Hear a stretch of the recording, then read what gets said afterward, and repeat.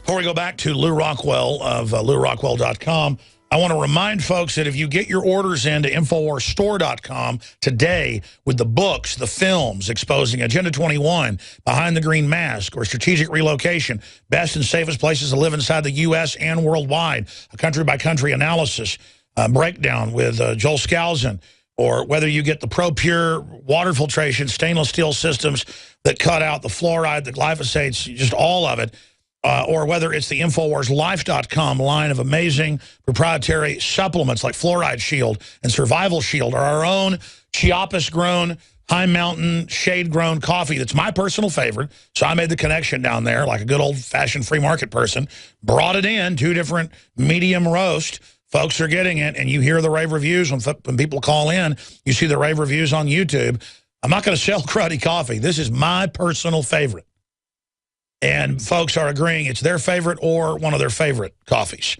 Because, you know, taste varies. So InfoWarsLife.com or call toll-free 888-253-3139.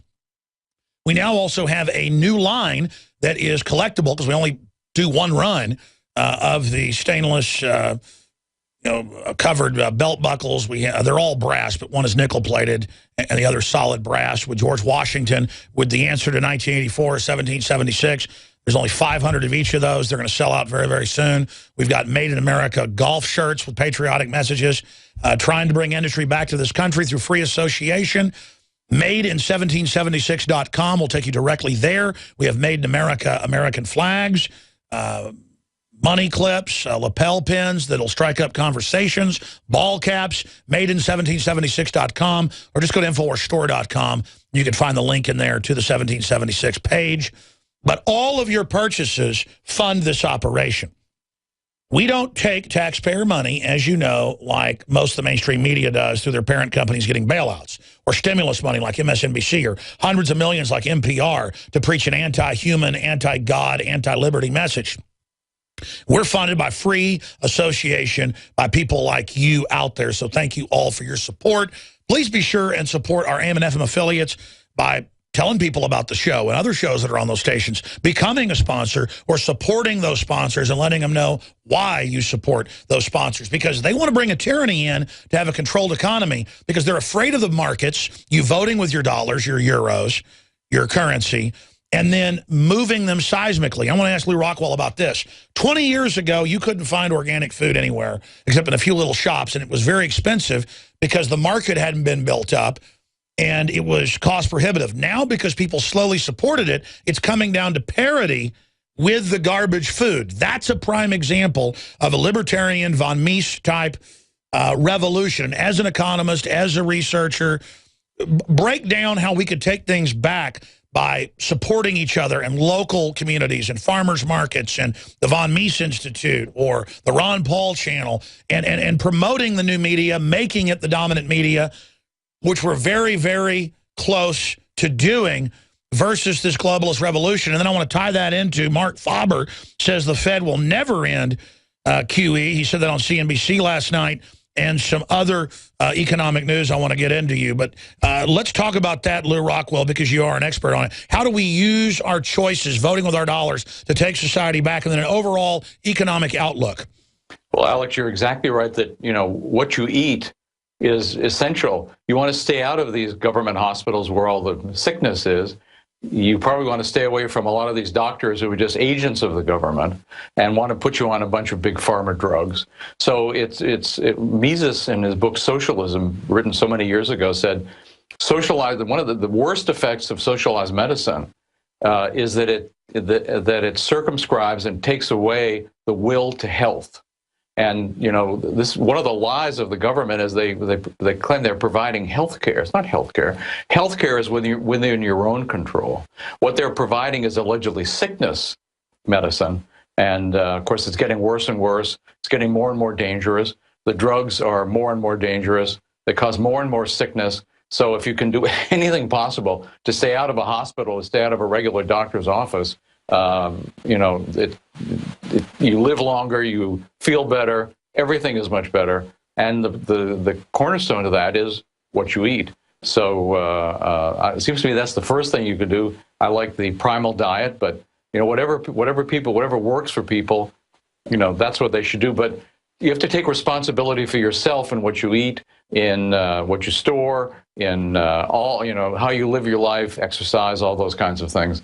You can't look to that, to Obama or the rest, or Dr. Emanuel, one of the monsters of socialized medicine in the whole world, who was put in charge of this whole evil program. But it's not, I should also say, really, when I call it socialist medicine, it's actually not socialist medicine, it's fascist medicine. Because it's the big companies in the healthcare industry, in the pharmaceutical industry, in the insurance industry, in cahoots with the government against the rest of us. So it's a classic fascist operation, Obamacare. But look at the opposition to it. Not only because they're incompetent, but more and more the people study it, they see what's happening. There's a revolution going on in opposition to this thing. So I think they're going to have a lot of trouble, not just technically, because of course the government is composed of a lot of boobs sometimes. They sometimes have, unfortunately, smart people producing killer robots and atomic bombs and all their other things. But they certainly don't produce anything anybody needs or is good for society or is good for the flourishing of human beings. They're the great center of opposition to the flourishing of human beings, except, of course, for themselves, for the 1%, maybe the tenth of 1%. As the actual... Let's talk about the economy. Again, we have the chairman of the Von Mises Institute on, whose research in Austrian economics are proving absolutely accurate and the true veritas compared to the Keynesian fraud and other systems. What is the position of the world economy based on the numbers you've got and all the economists you work with as the head of your prestigious organization, some of the top economists in the world, now basically adopting this school of thought? What is the real state of the economy? Well, I think we all fear what, as you say, what Mark Faber said last night, that they'll never give up on QE, but they don't actually want hyperinflation. Hyperinflation is not good for the people at the top. It's not good for the government. They couldn't care less that it's bad for regular people, but it's bad for them. It's very destabilizing. So I don't think they actually want it. On the other hand, they're so arrogant that they're capable of doing things because they think they know better. They think there's no such thing as economic law. They can just do whatever they want and have whatever impact they want it to have, and nothing bad happens. So it is possible to have hyperinflation. We're already seeing, as anybody who goes shopping knows, it's not just 2% or 3% inflation when you look at what food is going up by. It's much, much higher than that. That's true. There's already a lot of inflation, the real definition of inflation in terms of the increase in the money supply. This is leading to higher prices already. And at what point that explodes, I wish I knew. I'd be rich. But and as you know, it is coming. Exactly. I don't want you to continue, but just to back you up, here's CNS News. Even though they're adding more offal into the ground beef, the pink slime in the last decade to cover up inflation, price of ground beef hits all-time high, and it's only going up, and every staple's going up. And people I know in my family that have been middle class, lower middle class, upper middle class, they're on the verge of being destitute across Texas. I've got family that's having trouble making ends meet for the first time ever. And almost everyone else I know is having big problems. And people are having to move in with their parents and vice versa. I mean, I think we're really under a depression. And you travel the country, this nation is rotting unless you're in D.C., where they report they're making record profits and having their salaries increase. Lou Rockwell. And their houses are the most beautiful. And I don't advocate visiting Washington because it's a very bad place. But if you ever happen to find yourself there, look at how they live. This is just like the Capitol in Catching Fire or in Hunger Games, and the rest of us out here in the districts indeed are hurting. And I think all of us know, we all feel it, even if we don't know economics or studying the economy. We all feel there's something drastically wrong economically. We fear for our children's future. We fear for our grandchildren's future. So there is real trouble. On the other hand, these things can be fixed, but they require massive reform of the people in Washington and all their agencies and all the big corporations associated with them. I think again, this is coming. My fear is we've got some years of very tough times ahead. It's why, you're right to get people to want to store some food in their houses and and that sort of thing, because we don't entirely know what's going to happen. We can know already bad things are happening. Things are going to get worse. But I don't think this is anything permanent. Sure. I think these people are going to be pushed back. I think we're going to do it, but you got to be ready for bad stuff in the meantime. Lou Rockwell, again, chairman of the Von Mises Institute. I always get you up here and I ask the questions. But I want to spend a few minutes on what you want to say. I mean, what did you wake up this morning thinking about politically, economically? And then I want to get into, I'm not romanticizing Russia by any means, but they're trying to move in the direction of free market from what I've seen, though they're stumbling, versus centralization here. The West is rolling missiles up to their border, so they roll missiles up to their border, and oh, how dare you. I mean, I look at how the government rolled out Obamacare, and they are incompetent at many levels. Are they going to cause a nuclear war? My gut tells me I see signs of war everywhere. So I want to get to that. But first, what else is on your mind? What else do you want to tell our vast audience of patriots? Well, Alex, I'll just talk about Russia for a minute and Putin. I was never a fan of Putin, but seems to me he's doing a much better job of things than, say, Obama is doing. He did prevent, along with the American people, an attack on a worse attack on Syria. Obama's and his cohorts have been attacking Syria for some time, but they didn't bomb it. So far, they haven't bombed Iran, and I think that's China and Russia preventing that from happening. Iran, a country that's never done anything to anybody, but yet we're supposed to destroy them. So that's not happening. It's I see people who criticize Putin for going around without a shirt, because he looks great, but also they don't like the fact that it shows the crucifix around his neck. So I don't know. It's maybe it's all just a political trick. Maybe he's just a politician like all the rest of them. But Russia has moved dramatically towards freedom from the days of Soviet communism. No, but you're right. Huge influence in the whole world, and so the U.S. wants to shut them down. Reagan had promised Gorbachev that if the Russians withdrew, the U.S. would not move NATO up to the Russian borders. Of course, the U.S. didn't keep its word. That's exactly all these aggressive moves. But they still fear Russia. They still fear China.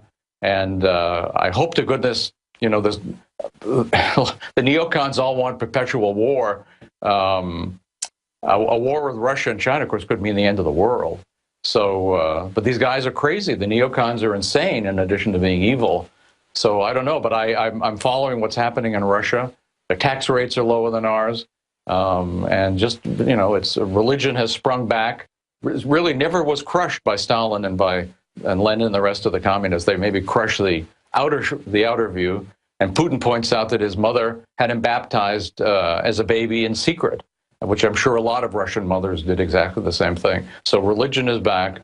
And I don't know, it's just very, very interesting to watch. And certainly they have a right to live their own lives internationally. The U.S. government has no right to tell the Russians what they should be doing. Of course, they don't have the right to tell us what we're doing either. They have no right to tell the Chinese what to be doing, or the Indians, or anybody else, the Brazilians, the Argentinians, the Chileans. But there's more and more resistance here. And just like even a tyrannical government depends on the consent of the governed, because they're such a small minority as compared to the people. So does an empire require the consent of the provinces in the world. They're losing that consent. They've lost that consent. So I think there's great, interesting times ahead, but we just have to pray that those interesting times don't include a world war. Ron Paul has said over and over again, it's been proven prescient, the key is when the socialist fascist system on top of it collapses, that they're going to try to totally take over with a system even worse on top of that. We've got to point out they did this, and clearly they did it. That's right. So how do we maximize this key no man's land in history where the future is being dictated? I mean, what should young people, but also just everybody out there, we have a great activist audience, what should people be doing right now? Because soon things are going to intensify, and we're going into this in a good position now, because you and so many others fought for decades to educate people about true Americana ideas, true liberty ideas, true Renaissance ideas. But Lou Rockwell, what do we do now to maximize going into this great time of change, to, like a judo move, take their assault on liberty, step out of the way, and watch them fly out the window? Well, Alex, we need to emulate you. We need to emulate writers. Everybody should have a blog. Everybody should have a YouTube channel. If you're concerned, and of course, local people, let's take local people in Ohio are concerned about this horrific Soviet-style law that those state senators are proposing to have the social workers, the armed monster social workers of Child Protective Services, come in and try to tell parents what to do with their children and give them permission to homeschool. So there ought to be a blog about that. Somebody who actually knows the situation on the ground. You can do commentaries with YouTube. You can write. And first, you have to read. Now, this is not an instant thing. But of course, if you want people to listen to you, you have to gain knowledge. Here's an example, and I did this years ago when I had time.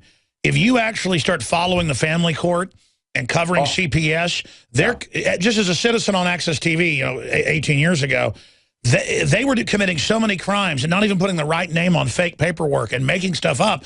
I would come in with citizen briefs and cover it, and people would get their kids back that never would have. But it was so painful, I could only do it for a while because watching the evil judges and the CPS were clearly pervs. It was so upsetting that I'll be honest, I'm not afraid of physical confrontation and things, but being around the evil, I was actually a coward to be around the demonic, soft, weird pedophiles that are the CPS. Well, Alex, I mean, it's tough to approach Mordor, right? It's tough to actually see that stuff. So that's why we need many, many people involved. We can't just leave it up to a few.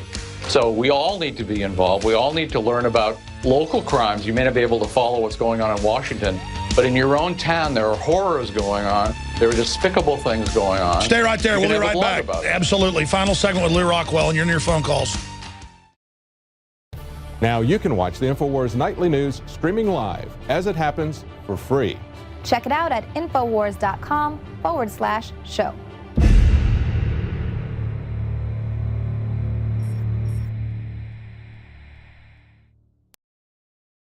Final segment with Lou Rockwell, the chairman of the Von Mises Institute. And, of course, they run the great news and commentary site that promotes liberty and other thought crimes, LouRockwell.com. There's links to the Von Mises Institute right there on the site. But, I actually started getting tears in my eyes earlier when I started thinking about the CPS stuff. And I know why people don't want to go fight evil. Because if you actually go out there and look at it, it's real, it's going on, and it tears your guts out. But it's only going to get worse if we, the people, don't stand up and take action. Look at how they're demonizing Christians. Look at how they're demonizing the family. These really are weirdo control freaks. A normal, successful person does not want to run other people's lives. And it's so popular, they can't get people away from them with a stick.